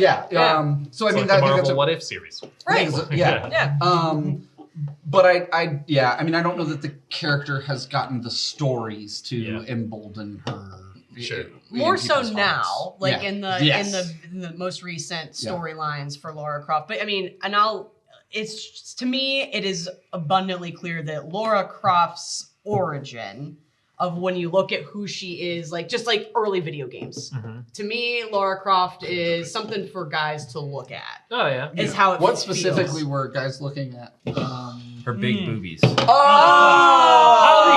dude. The polygons. The polygons. We're like, we're talking polygon. Yeah, I was like, have you guys seen that reel with the guy and his wife or whatever? And like she's dressed up like a sexy Lara Croft. And then she comes in, he's like, no, not that one. And then she comes back in with like cardboard. It's just like he's just like, it's just a piece of cardboard. Yeah, it's very good. It's very good. Yeah, I mean, it's 90s sexy, right? Right, like that's what was going on with Lara Croft. It's why the movie that Angelina Jolie did the best she fucking could with sucked. Right? Like, I mean, because that's what it was. Right. Yeah. And that's that content exists and that's fine. Yeah, it's not that deep. I think that there could be more to Lara Croft for sure. And I think that the best we've ever seen of it is what we have most recently in the storylines that are what if she was really Indiana Jones and had some Indiana Jones antics? What if she was Lady Indiana Jones? Yeah. I mean, to be fair, Harrison Ford's also fine as shit. Yeah. You know? The original, Harrison Ford. The ladies love that. Oh yeah. Indiana Jones, man. That was a cooker, man. Yeah. He punched Nazis and he was pretty. Yeah. I mean, what's not to love? Yeah. And he cracked a whip, dude. Hell yeah. I'm not a fan of the whip. What? Oh man, stop it. This whip's for swinging, dog. I'll go next because my answer is a lot shorter. Okay. It was easy for me to come up with because she is like one of my favorite characters, period, of all time, as Daenerys Targaryen. Oh. Yeah. Okay. And, Danny? I missed Danny. Who'd you say? Danny. I love Daenerys. I love Daenerys Targaryen too. Yeah. I mean, it was just cool. Like, not only do I like her, but I like Emilia Clarke. Sure. She's fucking awesome. Yeah. I like that she stood up for herself with that show because, What show are we talking about? You Game of like her Thrones? too? What are we talking about? No. Yes, I'm but lost. like Yeah, Game of Thrones. Game of Thrones. Okay. GOT. I've You never never seen it? seen Oh, it. okay. No, I don't watch GOT. Okay. Oh, you don't like. shit. We've talked about this. Wait a second. Actually, Stop. wait. I'll be quiet. We've talked about this before. Have you seen it? The amount of I don't have time. Yeah. Okay, yeah. So I just like that she like basically went from this like sex slave, basically. I mean, to the most powerful person in the Western world, whatever. So I just The thought Princess it was awesome. Leia arc. Yeah, basically, yeah. No, and also Amelia Clark standing up for herself in the show, being like, I'm not just gonna be this like naked person all the time. Right. Yeah. Like she's a great actress. Yeah. Yep. So yeah, I just love her. That show's fucking awesome, and she's awesome. Yep. Yeah, like the moment where you see her, there's a like the earliest moment where you finally see her go, I'm tired of this, was the moment that I went, she's my new favorite. Yeah. Like when I was yeah. watching, there was a moment where you could just see that interaction between her and Jason Momoa. Yeah. And you can see that she's just like, no. What was the moment? Explain it in detail. Sure. and then we'll never be allowed to do a podcast. Oh, yeah. And then the show was over. And then Rachel ruined the show because she's a lady. Yeah. It's always the lady. Happy International Women's Day. This is why we can't have nice things. Was that yours? We gave them a day. That was mine. I'll jump in. Go on. I'll give you comic book Okay. and real life. Okay. Okay. Oh, Those are the two okay. I got. All right. Comic book, love me some Aurora. Storm, Oh, my Okay. goddess. Oh yeah. absolutely. My goddess. Absolutely. Yes. And the way they depict her in X-Men Halle 97, they Berry. actually Halle show Berry. 97. her power, Yeah. her human side, when Yeah. they strip her of powers. Right, Finish yeah. that sentence. Finish the sentence. That was important. Yeah. That was very fucking important. Yeah. And then I'll give you in real life, But still the uniform. you know what I I'm saying? mean, And then in real life, Stephanie McMahon, Okay. daughter of Vince McMahon. Understood. Yeah. Inherently Triple H is not great with women. Yeah. But yes, the daughter of Vince McMahon, WWE. The character or The the person. Oh, The the person. Okay. So Stephanie McMahon, behind the scenes, was initially the sole responsibility of the women's revolution in WWE. We got them out hell of yeah. out of bra and panty matches, out of doing bullshit, got them Yeah. more TV time, and led the way to getting their own pay-per-view, which they only did once, even though they should do more. Got women in the main event of WrestleMania, which is never done before. It has now been done a few times. So yeah, she's what got women out of just being women on a wrestling show. Sure. Yeah. It got being women into wrestlers. Yeah. You know what That's I'm cool. saying? Yeah, that's super cool. That's cool. She's pretty I fucking like dope. that answer. Yeah. It is dope. Yeah. That is dope. It's got it. Mine's not crazy, so I'll just give it.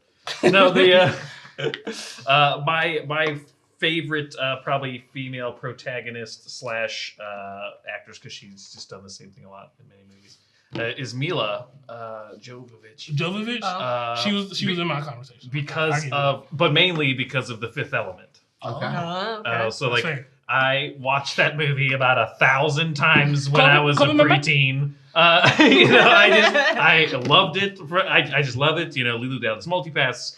Chican! It was just, I just loved her as that character. And like, she was just such a badass, but Yeah. but it was still that balance of, all these men and stuff think she's this frail being and that needs to be protected, and then she's just this kick-ass thing that just whoops everyone's ass. Yeah, that's very similar to the River Tam situation. Yes. And I always loved that movie and that character, but I also loved the Resident Evil series too. Oh, That was just pounded all the way through those. Fuck yeah, those are Just- so good. She was, but like that was like around the time, like I can't remember any movie prior to that where I was like, damn, she's badass. Like so, like outside, like The Fifth Element was probably, I don't know, where did those land? Was Fifth Element was probably very first? first. It was Yeah, very first. first, Because yeah, that was sure. like, Yeah. that was Yep. that was great. But yeah, what was his name? Chris Tucker's name? Why can't I think of it? It's gonna ruin my life. The character's name? Yes, I I'm have not. no It's idea. it's a single name, right? It's I could just hear us look it like up. Kobadas. Anyways, yes, yes, I love that and those movies, and then a short afterwards would be Kate Beckinsale in the Underworld Ruby series. Rose. Oh, okay. Just anyways, but that was just when I was like in the back. Who? Ruby Rock. Oh yeah, Ruby Rock. Okay. Ruby. Yes. But yeah, I just loved those badass female. I mean, it was, obviously, very scantily clad women, and that's how we, Sure. but I was the right age for all that stuff, and then that's what it is. But I really loved those characters. Yeah. But Drew, bring us home. yeah, Bring it home down. Okay. About to go deep. All right. So I'm gonna start. I have 72. I have 72. And it's going to take me 3 hours. Is everybody ready? right. Okay. Buckle up, cowboy.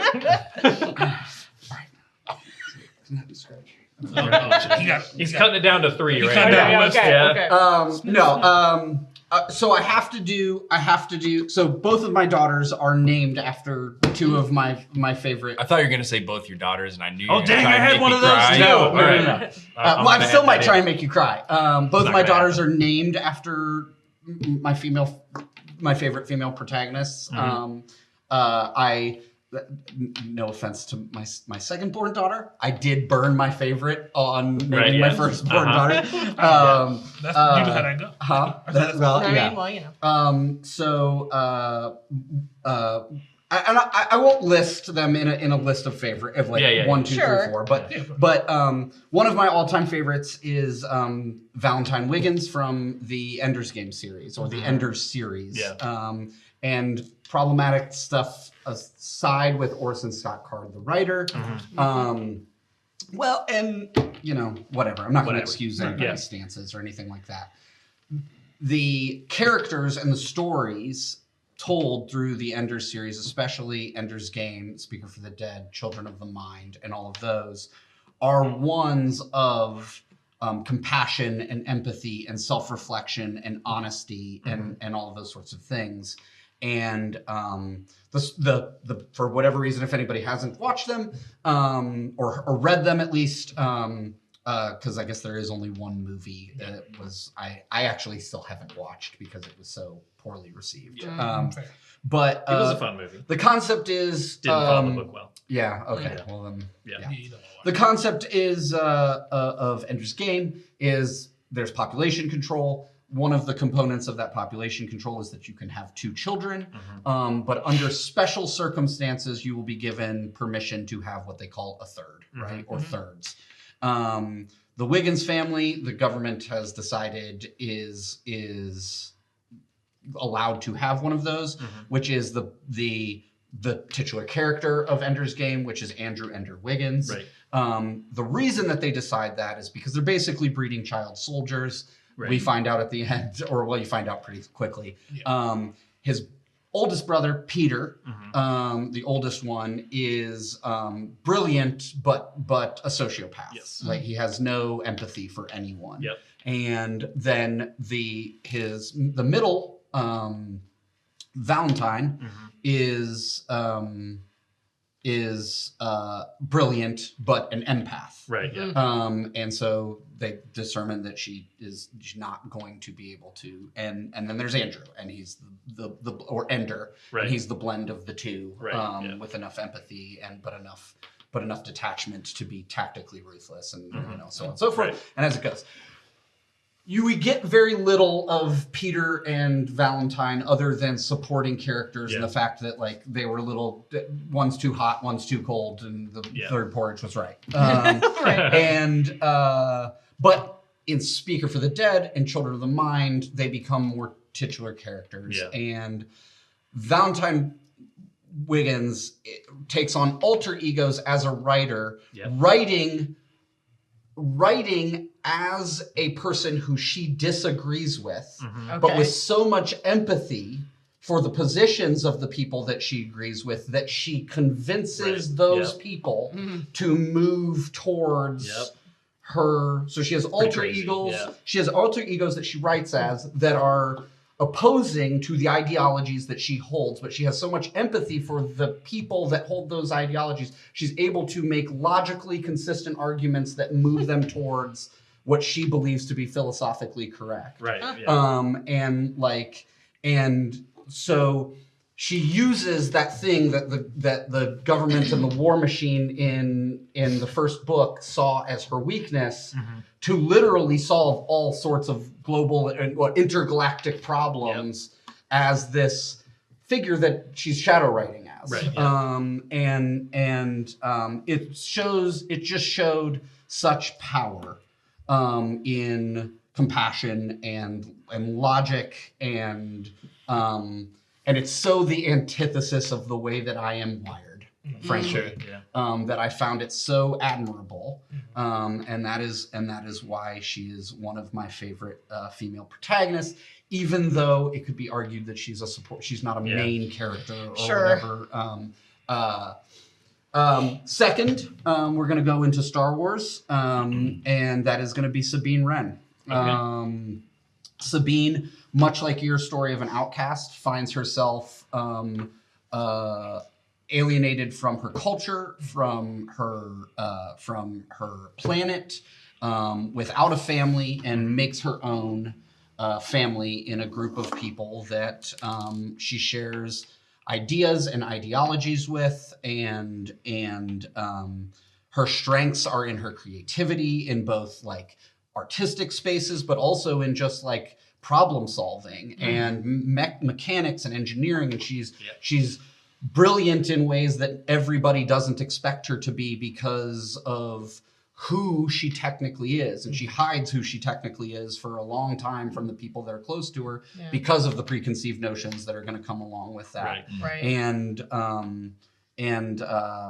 that character is just really, really wonderful throughout that series to me for those reasons.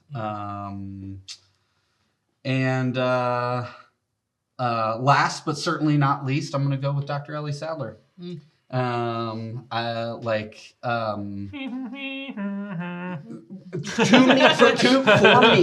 For me, there.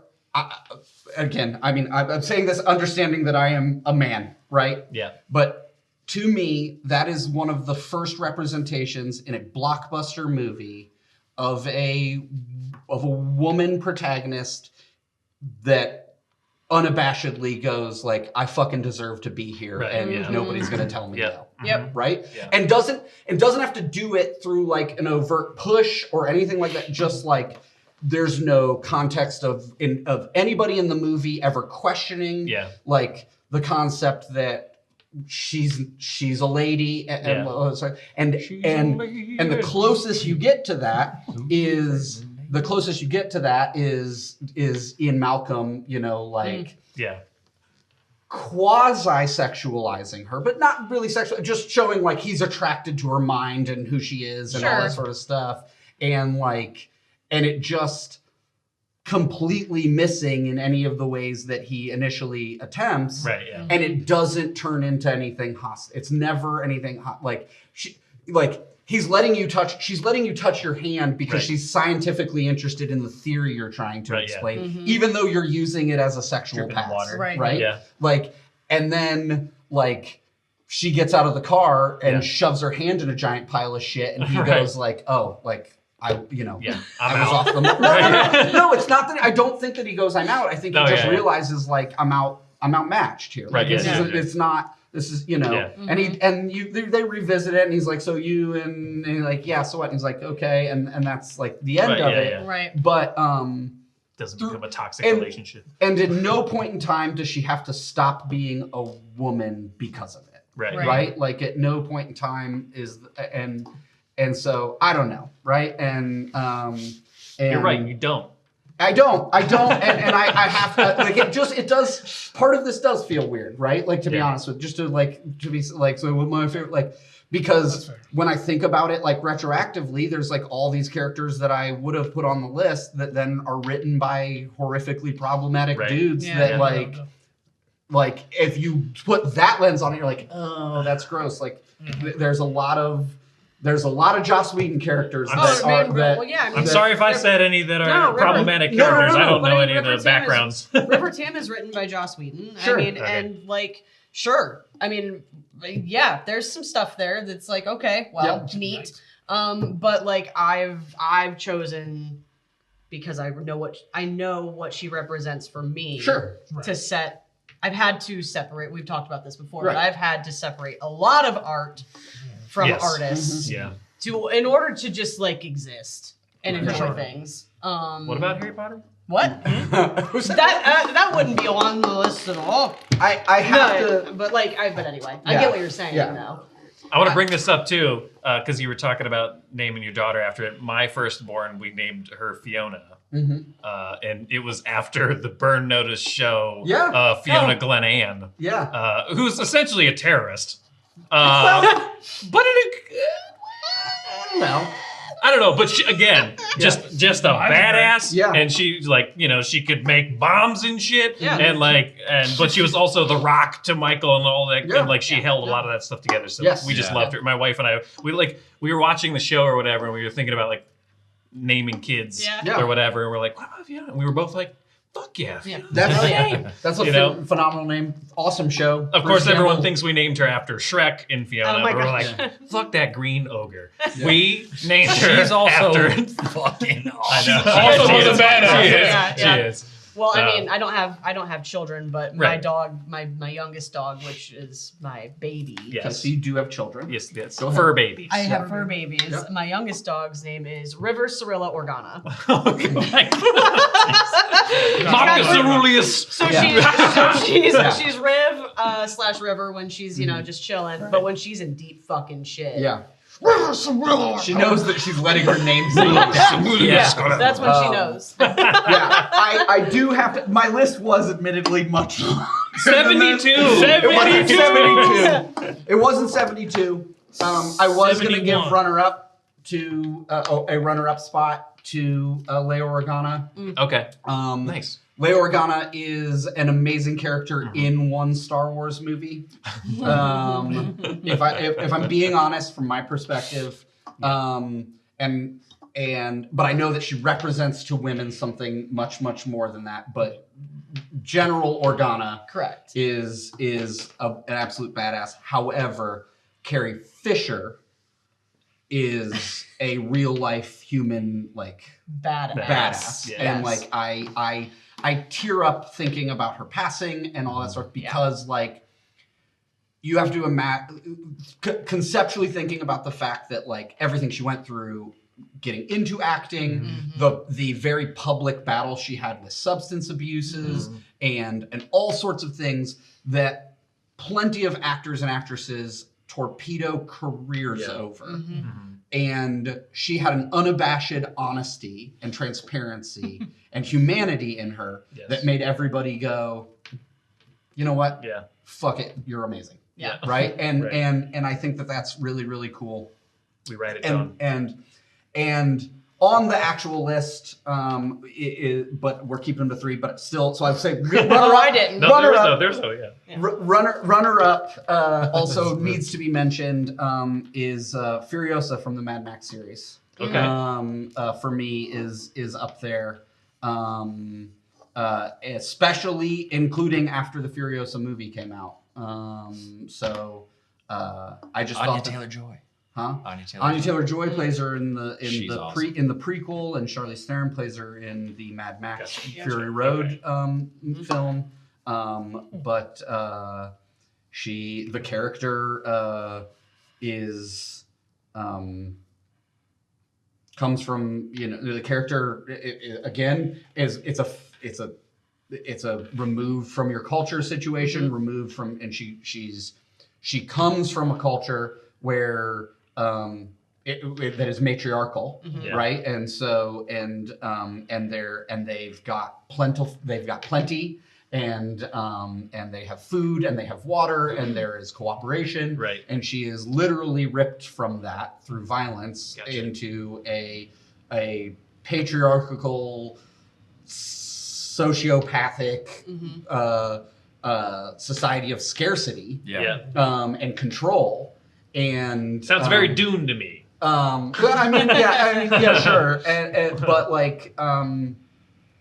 And learns absolutely everything that she has to, interacts with everybody that she absolutely has to, in every single way that she has to, with a unabashed mission from the very beginning to take her freedom and all of the other people that are not just the women, but especially the women that are in captivity and being manipulated in the situation that she sees, and bring them freedom.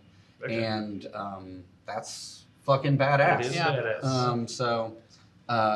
Sorry if I've overlooked anything. No, holy shit! I forgot Yennefer of Vangerberg. Okay, that's just crazy to me. Yeah. But it's not. It's more because I think of her a little bit more as like a secondary character. But sorry, I didn't mean to interrupt. No, it's fine. It's just International Women's Day. But you go ahead, Tremayne. No, Tremayne, please take the floor. I was just gonna say, timer did go off, and you both could keep going if nobody said anything. Yeah. Love y'all. If nobody stopped, no, y'all kept adding people, and I'm going to. Oh, okay.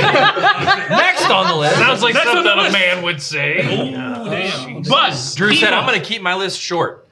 Scroll, dude. I just keep finding them. I scratched them in. Yeah. Well, the last thing that I will say about this, and something that I think that we could talk about on another podcast is, in making sure that I had not like overlooked something glaringly obvious and all that sort of stuff, I did go and look and see like how many women protagonists have we really seen in video games, right? How many women protagonists have we really seen in? No, it is a ton. Yeah. It's thousands and thousands.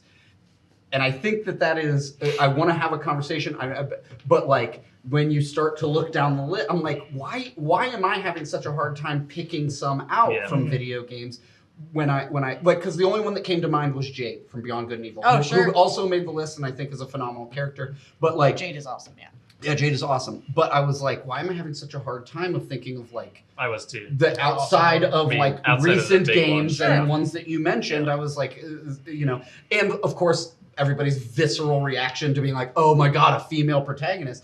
I was kind of aghast to go like, wait, this has been in video gaming forever, right? But looking at the list, it's like, oh, you can't tell it's a woman because they're in a badass suit of armor, or you can tell it's a woman because they're in a badass suit of armor.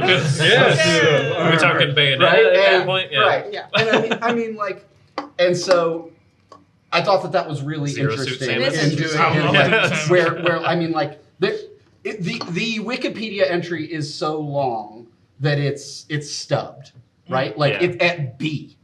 Yeah. It's stubbed at B, right? Like there are hundreds of games in just A and B. Yeah. But you go through that list and it's like tits, tits, ass, tits, human. Right? And like Mrs. Pac-Man.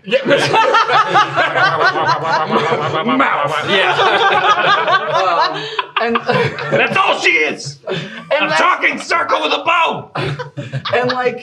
And so that was kind of not to put it in, not intended as a downer, but that's, I think, because I couldn't reconcile the two. No. I couldn't reconcile, how is this list thousands around and everybody's acting like every time it happens it's this like brand new thing. But it's because the brand new thing is that they're humans. Yep. Right, yes. That is the brand new concept. That's the brand new concept. Positive, not and are allowed to be badass and capable. Not holistically brand new, but it's an extreme rarity when you go into that very long now history of, you know. Yeah. Because Samus is amazing, but like Samus exists in that space because everybody gets to go, did you know it's a girl? Yeah. Right? Like, you know. Yep. Because, that's very true. So. Then we went hard with that zero suit Samus. So. Sorry. No, you're good. I know. You tried your best. I think you did pretty good. No, that was I think so. You know, I tried my best. Yeah. But peoples, dog, it's me, your boy, him, Tremayne Labs, Phillipe Replay. It rolls off the tongue. It does. It might be my proudest name. Yeah. Phillipe is going on the map. Phillipe Replay. It's been the SydeCast. I've been your host, everybody. Any final notes? Actually, not y'all two. Yeah. Ron, do we have any final notes? So that was my note. No. Okay. I like Dad jokes! Bye! No! Tits and ass! It's like, hey, I can't run that!